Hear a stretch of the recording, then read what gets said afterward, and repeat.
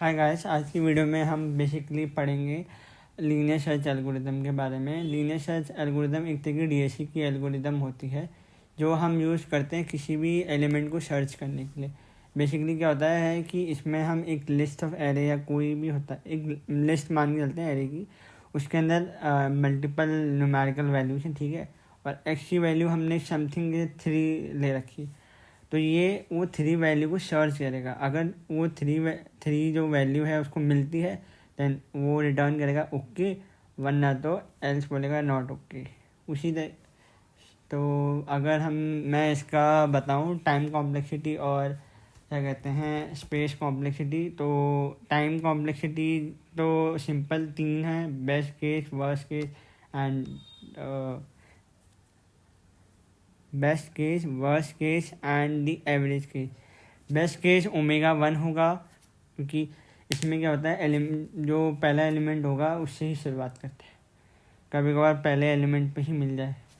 दूसरा इसका worst worst case, average case जो होगा वो ओमेगा एन होगा, और वर्स्ट केस इसका ओमेगा एन ही होगा, क्योंकि ये हो सकता है कभी कभार वर्स्ट केस में कि वो एलिमेंट हो ही ना, या लास्ट में हो। उसी तरीके से इसकी जो स्पेस कॉम्प्लेक्सिटी होगी वो ओमेगा 1 होगी, क्योंकि इसका जो यूज़ करता है कांस्टेंट रहता है, कांस्टेंट एक्स्ट्रा स्पेसेस यूज़ करता ही रहता है। अब आपको आपको एक ये पॉइंट हो सकता है कि इसका एडवांटेज क्या है।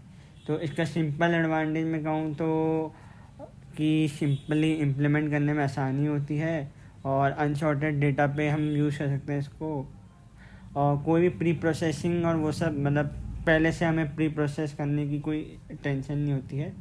डिसएडवांटेज अगर मैं कहूँ तो डेटा लार्ज होता है। अगर लार्ज डेटा होगा तो इश्यूज होते हैं, क्योंकि ये सिंपल एरे पे ही काम करता है। अब पता चले कि मल्टीपल एरेस आ गए या वो, तो बहुत इसको दिक्कत होगी एलिमेंट को फाइंड करने में।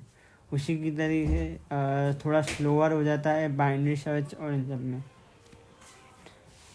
सो गाइस, बेसिकली हम लीनियर सर्च एल्गोरिदम इसलिए यूज़ कर रहे हैं क्योंकि एक तो बेसिक टर्म्स हमें समझ में आएंगी कि हम डीएसए में किसी भी एलिमेंट को सर्च करना हो तो कैसे करते होंगे। तो इसलिए लीनियर सर्च थोड़ी इजी होती है और हेल्पफुल भी होती है अगर हम स्टार्टिंग में स्टडी करें। और साथ ही साथ इसके बाद मैं दूसरा बाइनरी सर्च पे भी बताऊंगा, क्योंकि हम बेसिकली 2 सर्च एल्गोरिदम यूज़ करते हैं, linear and binary. Binary basically complex चीज़ों के लिए होती है और लीनियर सिंपल चीज़ों के लिए। अभी के लिए हम थोड़ा कोड पे जाते हैं। सो गाइस, बेसिकली मैंने एक टेप फंक्शन से स्टार्ट किया, फिर उसके अंदर मैंने 2 लिए, एरे और एक्स। फिर क्योंकि एरे एक्चुअली अपना वो होगा जो हम लिस्ट डालेंगे एलिमेंट की, ठीक है। फिर उसके बाद हम एक लूप चलाएंगे फॉर लूप का, जिसमें हम उसकी जो लेंथ होगी वो यूज़ करें। बेसिकली क्या होगा कि जो एरे होगी हमारी उसकी लेंथ कैलकुलेट करेंगे, फिर हर एक इस लूप को चलाते जाएंगे हमारे एलिमेंट को फाइंड करने के लिए। तो वही, क्योंकि इफ़ स्टेटमेंट हम यूज़ करेंगे, क्या होगा कि इफ़ स्टेटमेंट तो तब तक ट्रू नहीं होगी जब तक उसका जो एलिमेंट है वो मिलता नहीं है। अगर मिलता है तो रिटर्न हो जाएगा, फिर उसके बाद वापस से रिटर्न होगा, फॉर लूप बंद हो जाएगा। फिर उसके बाद हम क्या करेंगे, result equals to linear search करके ब्रैकेट में एरे कॉमा एक्स लिख देंगे। फिर वो जो रिजल्ट अगर नॉट इक्वल टू एक्स होगा तो प्रिंट एम्प्टी करवाएंगे, एल्स प्रिंट ओके कराएंगे। चलो इस कोड को एक बार हम वीएस कोड पे रन करके देखते हैं।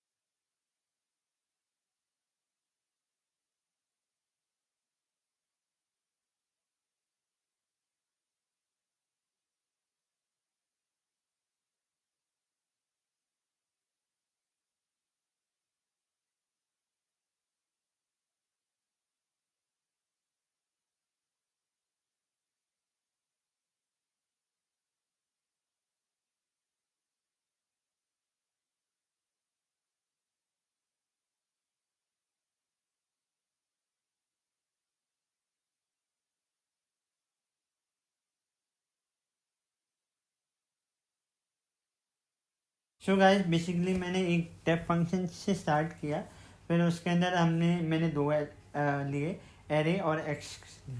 फिर क्योंकि एरे एक्चुअली अपना वो होगा जो हम लिस्ट डालेंगे एलिमेंट की, ठीक है। फिर उसके बाद हम एक लूप चलाएंगे फॉर लूप का, जिसमें हम उसकी जो लेंथ होगी वो यूज़ करें।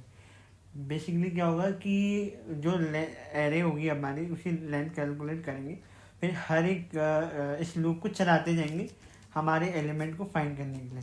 तो वही क्योंकि इफ़ स्टेटमेंट हम यूज़ करेंगे, क्या होगा कि इफ़ स्टेटमेंट तो तब तक ट्रू नहीं होगी जब तक उसका जो एलिमेंट है वो मिलता नहीं है।